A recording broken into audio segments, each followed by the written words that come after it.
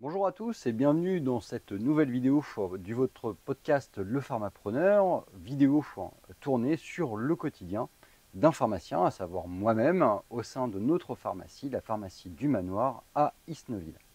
Alors aujourd'hui on va parler de la semaine du 16 au 22 septembre et je vais vous décrire journée après journée en fait ce qui s'est passé dans mon quotidien en tant que pharmacien titulaire au sein de ma pharmacie et avec mon équipe.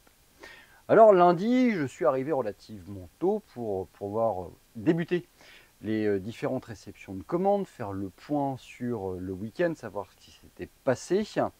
Donc réception des commandes, mise en place des promis avec ma collègue Camille, passage des différents produits dans notre robot. Enfin, on attend toujours d'ailleurs la nouvelle de Mecafarm pour venir réparer un problème de goulotte qu'on peut avoir. Passage des commandes notamment pour les produits en rupture via notre commande typée et qu'on alimente toutes les semaines, tous les jours avec les produits qui sont en rupture, les antibiotiques notamment, mais également d'autres spécialités comme du lacryfluide, etc. Dans le milieu de la matinée, je me suis attelé à traiter également tout ce qui est litige mutuel et sécu. Alors classiquement, sécu, retraitement des dossiers qui ont été rejetés par la sécu avec les feuilles que la sécu nous envoie, nous précisant en fait quel est le motif d'erreur. En ce qui concerne les mutuelles, c'est mise à jour des dossiers mutuels, recyclage des dossiers mutuels au regard des dernières données qu'on a pu avoir, éventuellement coup de fil auprès de certains patients pour nous transmettre une mutuelle à jour. En fin de matinée, une de mes collègues m'a alerté qu'il fallait qu'on commande des aiguilles d'injection pour les insulines. Alors nous, on travaille avec deux canaux, on travaille avec la marque BD Microfine et on travaille également avec la marque Alpha Diab. Alors Alpha Diab, pourquoi on l'a? Tout simplement, on ne va pas se mentir, en fait, c'est parce que la marge est meilleure que sur BD Microfine. Pour moi, ce sont des dispositifs qui se valent. Après, on a souhaité conserver un peu de BD microfine, tout simplement parce qu'on a des patients qui préfèrent avoir du BD microfine. Alors l'idée, c'est effectivement d'avoir des dispositifs qui présentent une certaine forme de rentabilité à la distribution, en tout cas une meilleure marge économique à la distribution. Mais l'idée principale, c'est toujours de remplir à nos obligations professionnelles et notamment l'une des premières, en fait, c'est de favoriser l'observance du traitement. Et pour moi, l'observance passe également par une réponse positive à des sollicitations, qu'elles soient justifiées ou non. En tout cas, il faut les analyser et y répondre. Et c'est pour ça qu'on a toujours un peu de BD microfine pour pouvoir répondre à des demandes de personnes qui veulent absolument du BD microfine. Du comptoir, évidemment, pas mal de délivrances avec une saisonnalité qui porte à la prescription notamment d'antibiotiques et au passage de personnes au sein de la pharmacie. J'en ai profité en fin de journée également pour réaliser les horaires de nos étudiants pour la préparation donc de la période octobre-novembre jusqu'à décembre. Alors comment je fonctionne dans ces cas-là? C'est un fichier Excel sur lequel j'envoie les horaires que je souhaiterais que nos deux étudiantes réalisent. Après, elles me font un retour avec déjà les premiers éléments qu'elles peuvent avoir auprès de la fac. Donc ça me permet de faire des petites corrections, des petits ajustements. Je leur demande également de me préciser les jours où éventuellement elles peuvent avoir des disponibilités, sait-on jamais, si jamais j'ai une personne absente, malade ou des vacances qui se posent. J'ai forcément un peu plus forcé au moment des vacances d'octobre parce que je vais avoir du personnel qui va partir en vacances. Donc voilà, et puis après, dans le courant de la semaine, des mois, si jamais il y a des impératifs vis-à-vis de la fac, évidemment la priorité c'est la fac, donc dans ces cas-là, on réajuste leur planning avec la transmission de leur volume mensuel à la fin du mois auprès de notre comptable pour réaliser la fiche salariale. Dans l'après-midi, je me suis également attelé à la réalisation de tout ce qui est dispositif de type anticipeur d'eau. Alors l'anticipeur d'eau, si tu n'es pas habitué à ces vidéos du quotidien d'un pharmacien, c'est un dispositif qu'on a mis en place au sein de notre pharmacie qui nous permet de récolter, entre guillemets, les ordonnances de patients qui possèdent des médicaments d'exception ou et extrêmement chers. Et notamment des médicaments en fait qui subissent une commande par exemple directement au laboratoire. Alors pourquoi on a mis ça en place? Alors nous, c'est des facturations qui vont se faire le 1er, le 10 et le 20 de chaque mois. On a un classeur où les différentes ordonnances sont réparties par strate de décade. On appelle ou on passe un coup de fil aux personnes en leur disant, bah voilà, votre traitement devrait arriver à échéance. Votre ordonnance nous permet le renouvellement. Avez-vous besoin qu'on vous commande le traitement? Puis bah, dans ces cas-là, la personne nous répond. Donc soit c'est positif et dans ces cas-là, on met en commande. Soit c'est négatif parce qu'il va voir son médecin parce que son ordonnance est terminée, parce qu'il y a un éventuel changement de traitement. Et dans ces cas-là, on met en stand-by et on attend le passage du patient ou en tout cas des nouvelles. On en profite également pour les alerter lorsque leurs ordonnances arrivent à échéance, évidemment. Le but, c'est évidemment d'anticiper la demande, le besoin et éviter de se retrouver le nez dans l'eau avec des patients qui peuvent avoir un besoin urgent de produits très spécifiques finalement. Le patient n'est pas censé connaître la logistique de commande de ce type de traitement. Il y en a certains qui sont disponibles chez le grossiste, d'autres pas.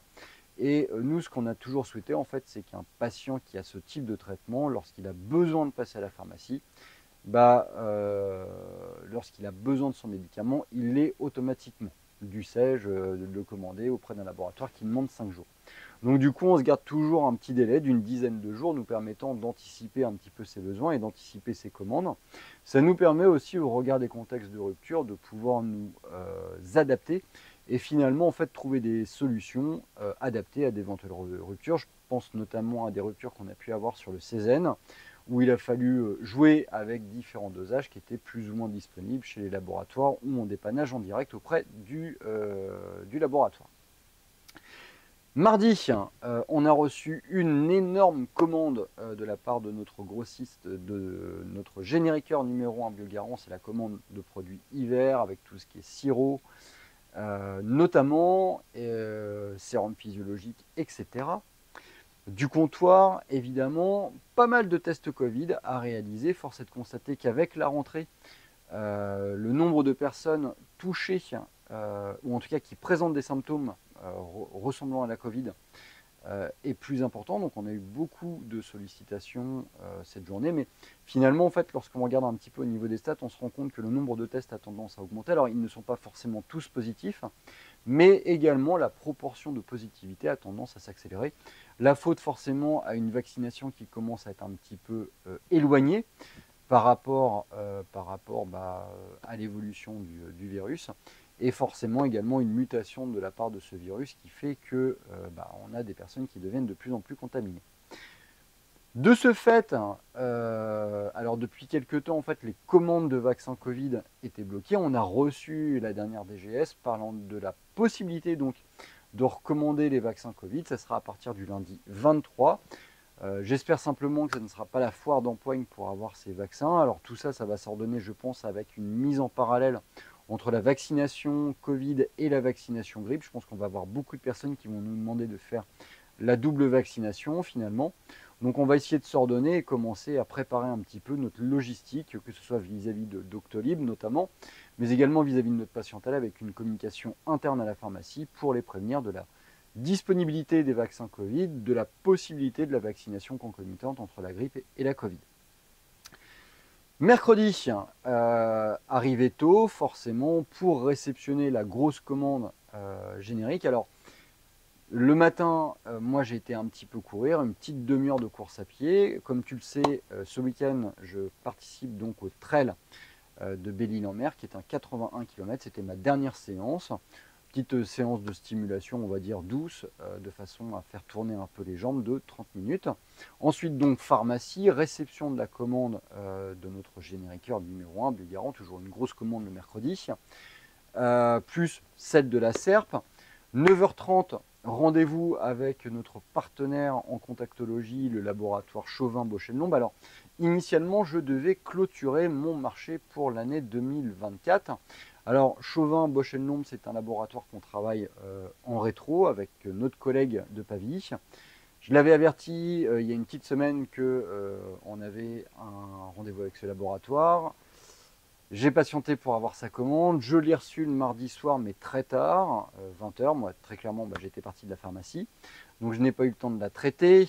Par ailleurs, elle m'a déposé ses périmés le mercredi matin. Donc pareil, je n'ai pas eu le temps de les traiter. Donc du coup, j'ai reçu la commerciale qui m'a présenté ses nouveautés, qui m'a présenté également les précommandes possibles pour l'année 2025 avec des possibilités notamment de maintien de prix et avec une conservation de la remise que j'avais pour 2024. Moi, ça m'a permis également de parler un petit peu de l'année 2025 avec cette commerciale par rapport notamment au projet de notre collègue Max avec lequel on va travailler également en rétro pour le laboratoire Chauvin. Du coup, voilà, ça m'a permis un petit peu de redonner tout ça. Alors, pas de passage de commande, mais de grosses prises de notes. Et dans l'après-midi, j'ai commencé à préparer à la fois une commande pour clôturer le marché 2024 et je vais également préparer des commandes pour éventuellement faire des précos sur certains dispositifs. Ensuite, on enchaîne avec un rendez-vous avec l'IFA, donc l'Institut de formation des apprentis. Comme tu le sais, moi j'ai 2 apprentis préparatrices. J'en ai une qui s'appelle Camille et une qui s'appelle Magdaline. Alors, Camille et Magdaline viennent de passer en 2e année. Donc il était temps en fait de faire le point. Là aujourd'hui, le rendez-vous était fixé sur notre collègue Magdaline. Donc qu'est-ce qu'on fait dans ces cas-là? On fait un petit point sur l'année qui vient de s'écouler, les différentes missions qu'elle a réalisées, où est-ce qu'elle en est au niveau de ses connaissances, au niveau de son aisance, au niveau de la partie back-office, au niveau de la partie front-office. On débriefe un petit peu sur sa manière de fonctionner, ce qui va, ce qui ne va pas, les points qui ont été un petit peu problématiques, notamment en termes d'interaction avec certains patients ou avec certains collègues. Alors moi, à mon niveau, j'ai très peu de choses à dire auprès de Magdaline, qui est une personne très investie, très dynamique, et qui est très intéressée par son travail, donc pas de souci là-dessus. Le rendez-vous a duré 1h30, ça permet également de parler de tout ce qui est formation, préparation, notamment avec le Dust et les évolutions par rapport au BP qu'on a pu connaître à un certain moment. Voilà, donc avec Madame Moulard, ça s'est très bien passé. L'après-midi, se passe relativement gentiment, je dirais, avec des passages de commandes, avec des réceptions de commandes et du comptoir, pas mal de comptoirs. Voilà, et donc une fin de journée à 19h30 assez classique. En ce qui concerne la journée de jeudi, jeudi, je suis arrivé plus tôt, fatalement, parce que ce soir, je vais partir un petit peu plus tôt aussi pour partir pour le trail. Alors c'est une journée qui s'est plutôt bien passée dans l'absolu. J'ai continué et avancé la commande Bausch & Lomb que j'ai transmis auprès de la commerciale, donc ce qui va nous permettre de clôturer le fameux cycle 2024 et de valider certaines précos pour l'année 2025. Pas mal de logistique sur cette journée du jeudi et également du comptoir vont venir émailler, je dirais, notre journée, voilà, dans une bonne humeur et ça se termine à 16h30. Pour ma part, vendredi et samedi, donc pas de travail. Lorsque tu regarderas cette vidéo, j'aurai terminé le trail et j'aurai le plaisir, dans la prochaine vidéo, de te dire comment s'est passé ce trail en même temps que je te débrieferai de ma semaine en tant que pharmacien. Sur ce, je te souhaite une bonne semaine, fais attention à toi, fais attention à ton équipe, bosse bien, bosse dur, à très bientôt. Peut-être pas, mais tu as tenu dans cette main-là. En te tenant comme ça, je disais à ta mère, ce gamin-là, ce sera le meilleur du monde. Je disais, ce gamin-là, il sera mieux que n'importe qui d'autre. Et t'es devenu le plus beau, t'étais une merveille. C'était super de te regarder grandir, chaque jour c'était un privilège. Et quand l'heure est venue pour toi de te prendre en main, d'affronter le monde, tu l'as fait. Et quelque part, en cours de route, t'as changé. Et je t'ai plus reconnu. T'as permis à des gens de venir te gueuler à la figure et te dire que t'étais nul. Puis quand ça a été trop dur, tu t'es trouvé un responsable, une ombre qui t'empêchait d'éclore. Et je vais te dire un truc que tu sais déjà. Le soleil, les arcs-en-ciel, c'est pas le monde. Il y a de vraies tempêtes, de lourdes épreuves, aussi grand et fort que tu sois, la vie te mettra à genoux et te laissera comme ça en permanence si tu la laisses faire. Toi, moi, n'importe qui. Personne ne frappe aussi fort que la vie. C'est pas d'être un bon cogneur qui compte. L'important, c'est de se faire cogner et d'aller quand même de l'avant. C'est de pouvoir encaisser sans jamais flancher. C'est comme ça qu'on gagne. Si t'es sûr de ce que tu vaux, faut tout essayer pour l'obtenir, mais accepter aussi qu'il y ait de la casse. Au lieu de montrer le voisin du doigt en disant j'ai tout raté dans la vie à cause de lui, ou d'elle, ou de je sais pas qui. Ça, c'est des trucs de trouillard et t'en es pas un, toi. Tu vaux mieux que ça.